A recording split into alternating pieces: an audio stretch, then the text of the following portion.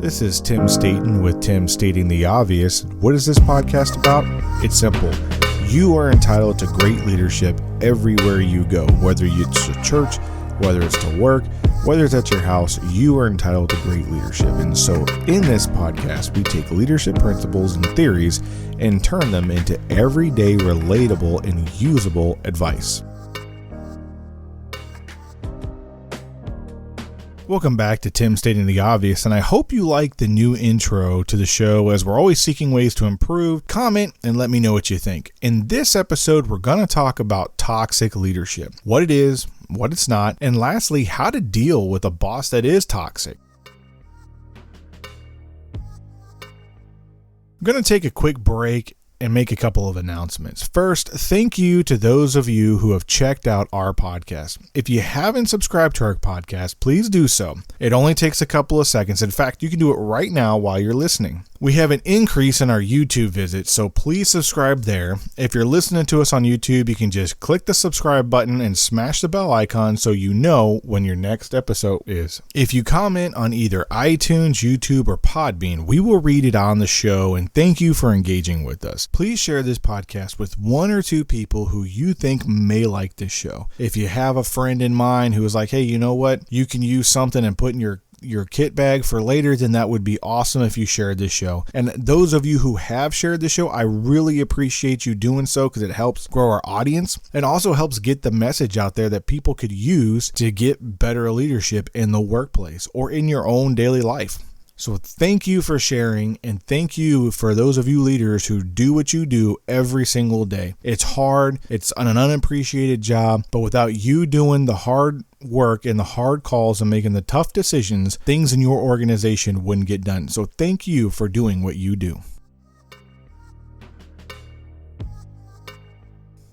So over the past couple of weeks, I've been shown recommended articles about narcissistic leaders, toxic leaders, and just plain old bad ones. Even at work, I had to battle the perception of a toxic leader. Not for me, but for someone in my immediate organization who needed to have a talk with just to bring some perspectives to his mind or her mind based on some initial feedback that I had been receiving. On our Facebook page this week, I posted two pictures. The first one was characteristics of transactional leadership and transformational leaders and how they fit into the model that employees get evaluated in my own organization. I really thought about what the organization was looking at. Was it looking at the right things, and was it putting emphases on the right aspects that related to the best leadership style? And not only was it the right leadership style, but was it the right leadership choices to be looking at those areas to get the best performance out of employees? The second picture that we posted was one of a pendulum or scale of toxic leadership. So you could do a quick self-evaluation to either improve your own leadership style or keep on doing the great work that you're doing by,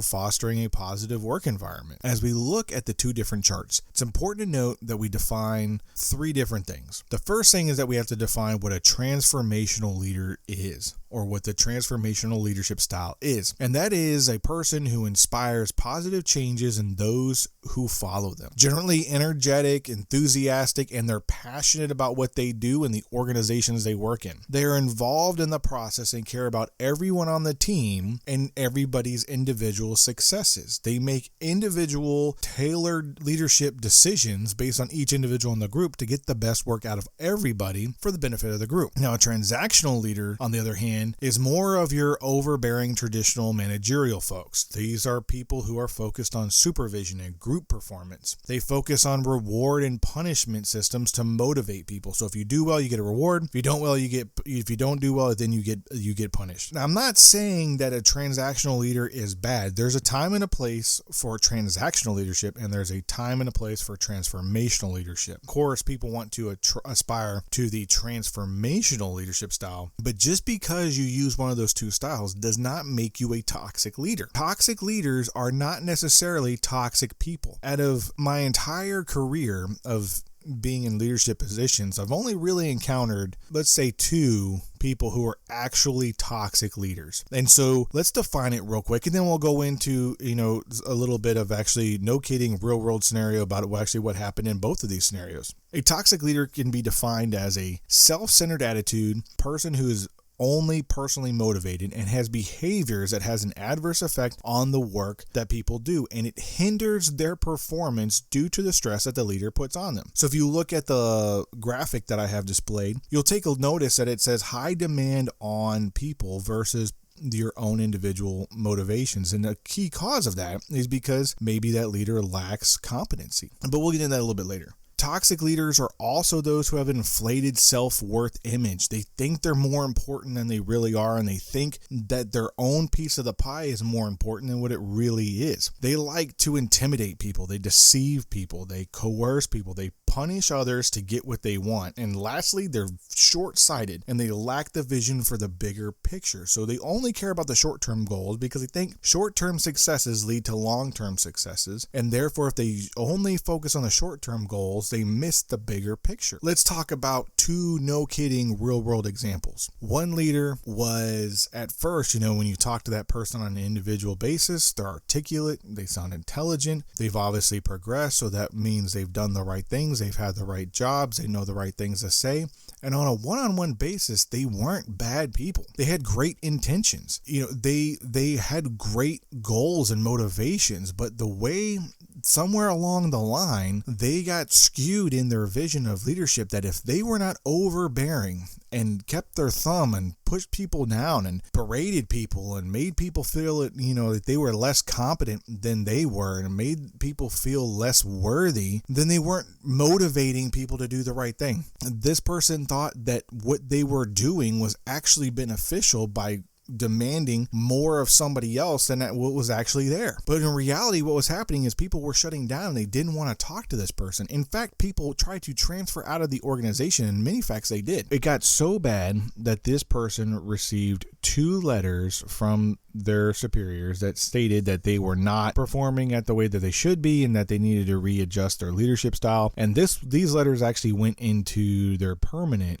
file as well, which was not good for their career. Now, they honestly thought that what they were doing was the right thing. They saw a decline in performance on their team, so they increased the pressure and the demand, thinking, well, pressure produces diamonds, so if I increase the pressure, then the better they're going to produce. When in fact, the reverse was happening. The more stress that they put on the demands of the individuals, the worse they performed, because psychologically, nothing they could do was good enough to make this leader happy. That is what we consider a toxic leadership. So when my individual performance cannot get any better because of the stress that a leader is putting on me, that is what we call a toxic leadership environment. Not because I'm using a transactional leadership style where we tell people what they need to do, and if they fail to do it, well, there's risk versus consequence, right? So if we do something well, then we get rewarded well. If we do something poorly, then we don't get rewarded poorly. So that's just a transactional leadership style, but applied in the right setting doesn't create a toxic leader. So that's why if you look at that pendulum where we have toxic leadership environment, you could actually be in the middle because you're using transactional and transformational leadership styles. You're not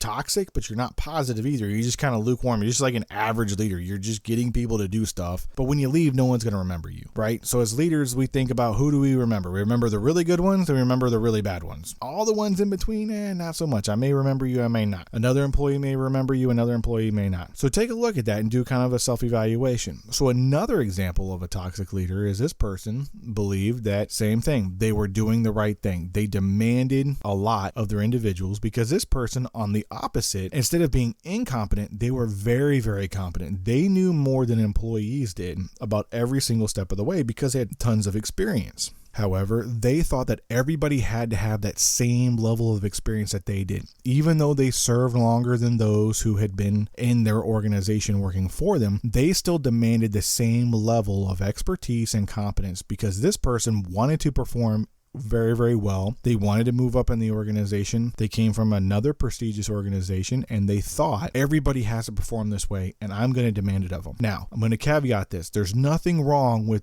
demanding better and more from the people that you work with. Absolutely nothing wrong with that. It's how you apply that. And if you're unwavering in that and you beat people down to the point where you point out everyone's failures every single day with zero positive feedback, zero room of improvement, not letting people know what they're doing right, and then coaching them to get better. So there's this thing called emotional intelligence. People may have heard of it, people may have not, but you have to learn on when to apply that. You can demand a lot of people. You can have high personal ambition and still aspire people to do better, right? So every day that I show up to work, I aspire to inspire people to want to work better because they want to work better, because they want to do good. So in this instance, people showed up to work and they didn't want to do better because nothing that they did could get any better, just like the previous one. And for a lot of you, you just might be, this is my work environment. Well, if this is your work environment, there's a couple things that you can do to make it better. One, you can talk to the leader one-on-one. Let them know that what is happening in the workplace is not working for you, because 9 times out of 10, that leader may lack self-awareness and they don't realize that what they are doing is actually hindering the performance of the team and the performance of the individuals. And until someone brings that to their attention, they're going to continue to operate the way they've been operating. They're going to continue to do what they've been doing because they think that's what's making them successful, when the flip side is actually happening. So one, if you want to change and improve your environment that you're in, talk to the leader and let them know what's not working for you. Now, I'm not saying you have to be so blunt about it. Say, hey, your leadership style is horrible or your leadership style sucks. What I'm saying is approach it. Talk to the person on the side, not in front of everybody, and let them know that you would like to get some more positive feedback, because even though you are trying and you may be falling short on their expectations, you want to get there, but the way that the interaction is between the two of you isn't working, and that your performance is actually getting worse because of the way you're being treated. If you leave it at that and have a conversation, 2 things will happen. If he's a good leader or she's a good leader, she's going to take it and she's going to do some self-reflection. All good leaders self-reflect all the time. They're continuously trying to improve and get better. So if they're a good leader, they're going to listen. They're going to evaluate the situation. They're going to think about what they could have done better, and they could accommodate your needs, because transformational leaders make individual concessions for individual people to get them to perform better. Doesn't mean my demands or my expectations of you have changed. What changes is the way I go about getting that person to do those things. The second thing you can do is you can actually talk to that person's boss, right? So if you talk to that person, nothing's happening, you can talk to that person's boss, and then you can say, hey, I'm not trying to complain about this person too much, but the environment I'm in doesn't work for me. A lot of people will not do this because they're afraid of political ramifications. They're afraid of, backlash in the office, and they're afraid of what their immediate boss is going to do. But if you stay silent, you're going to suffer in silence. No one is going to make a change or try to help you if you don't advocate for yourself. This is in everything that we do in life. If you don't like something, you have to do something to change it. Oftentimes, people don't know that they're doing something wrong. Now, I think what I'm hearing right now, everyone going, what are you talking about? How do they not know that they're doing something wrong? Put yourself in their position. How many times do you do something with good intentions, the right mindset to do something positive, and what you're thinking and that you're doing is the right thing, but in reality, it turns out to be just the opposite? Now, that's just you. Apply this on the flip side. That person may have 1, 2, or 9, or 10 people who directly reports to that person. They know how. Maybe they lack education. Maybe they lack experience. Maybe they lack emotional intelligence in the way to branch out. Maybe they just lack the ability to be a leader. Not everybody is cut out to lead. Some people have to follow, and that's okay. But if you're going to lead, you need to know what type of leadership style is good for you. So I challenge you to take a look at the 2 charts that I posted this week and really think about how the transformational characteristics apply to the areas in your organization that people are looking at. And does your organization really, are they focusing on the right things? Because in many times what an organization is focusing on, and they think, hey, these are the characteristics we want to see out of leaders, so we're going to say that this is important. And what's actually happening is they're turning that environment toxic because they're forcing leaders to be more transactional. They're forcing people to be more managerial instead of transformational. And that may be intentional by design, depending on the organization. Like I said, there's a time and a place for transactional leadership and transformational leadership. But what we also have to recognize is We don't want to create a toxic work environment. We want people to want to come to work every day. We want people to enjoy the environment that they're doing. I get so much joy out of showing up to work knowing that the people that I work with genuinely enjoy being there, and they try their hardest every single day because they know that no matter what happens, whether it's good or whether it's bad, we learn from failure, we don't punish failure, and we move forward to get better. And because of that, I think they actually work harder. They know that they're not going to be berated. They know that, honest mistakes are overwritten and we can move forward and learn from our mistakes, because that's how we get better. No one in life goes through it without making mistakes. Now, I could talk on and on about this topic, but we're going to wrap it up here for two reasons. One, I don't want to focus on just the negative aspects. Two, we need to do some self-reflection, one as leaders, to make sure that is the work environment that we are conveying at work and trying to get towards, are we going about it the right way? And then also, if you work for someone who's like a toxic leader, you need to realize they're not doing it intentionally and they may not be aware of it. They may have learned from previous experiences that shape their behaviors, that think that that behavior is okay and that that's what makes them successful. Because people have personal ambition, and that's okay to have personal ambition, but it's not okay to have personal ambition at the cost of everybody else. I'd like to thank you again for listening to today's episode of Tim Stating the Obvious, where we talked about toxic leadership, transformational leadership, and transactional leadership, and how they should be used in the workplace, and that just because someone's creating a toxic work environment doesn't mean they're a toxic person or intend to be. But before we end, I would like to ask you again, please subscribe, comment, share this podcast, and provide feedback so we can have a discussion. Also, if you haven't visited our Patreon site, I would love it if you'd stop by there and check it out so you can see how you can be a part of the show and keep it going. We've been running out of server space. I've been having to remove some shows and add some shows, and this is a way that we can keep that access open to everybody. Lastly, I'm very interested in hearing about your stories and your experiences to keep the discussion going. If there's something that you want to hear about, let me know. We'll talk about it. There's nothing really off the table. The more controversial the topic, I don't mind talking about it. Why? Because if you always speak with truth and love, people may get offended, but if you're talking in truth and love, people will understand. If you don't know how to get to any of our content, I ask you to check out the links below. They're there. You can click on it. You get to our Facebook page. You can get to our YouTube page and also our Podbean account. And that way, you can check us out on all different ways on how you can talk to us and contribute and share information. I really hope you enjoyed this episode and come back for another one. I'm Tim Staten, stating the obvious.